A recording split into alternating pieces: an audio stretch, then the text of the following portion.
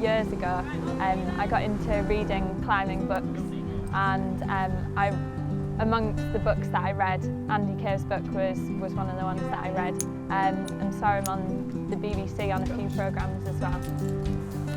Well, I hadn't really heard of Andy Cave until I started getting into climbing, and one of the things that I remember seeing him first on was a documentary about the Eiger, and seeing his comments that he made on that made me think, ooh, this sounds interesting, I'll get into this climbing sort of thing.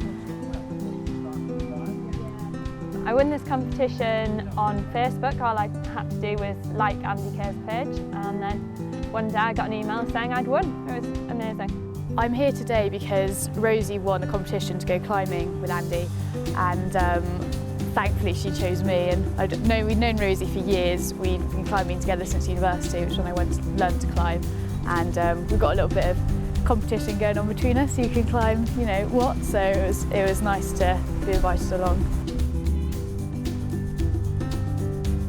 Today I was hoping to gain some skills about climbing and a bit more information on just how to approach routes and more difficult routes, how to be able to be confident to get to the top of them. Yeah, climbing!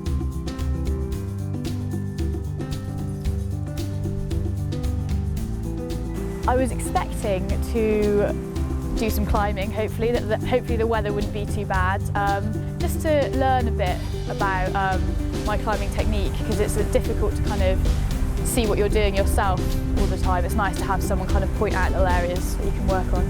Skills I've learnt today, well, what I've taken away from today is I've learnt a few little bits about technique, and I've also learnt a little bit about being more confident on the wall, and just learnt a bit about life as a mountaineer, which is great.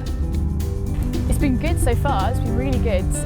Today's been good. I've taken away lots of pointers that I wouldn't have necessarily thought about, like foot placements and sort of simple things about where to put your hands, what orientation to put them in, which I hadn't really thought about before. I just kind of, when you're climbing, just kind of think about how to get up it however you can, or it's good to actually step back and try and figure out a good way to do it. I'd describe Andy Cave as a very relaxed, friendly, easy to chat to kind of guy who's very good at what he does and very good at helping you achieve a bit more. I would describe Andy as very friendly, very easy to talk to, gives very good advice, just nice to have a chat with, and when you're climbing as well, he didn't make you feel like you couldn't have a go. He was really positive and felt really motivated to have a go at stuff.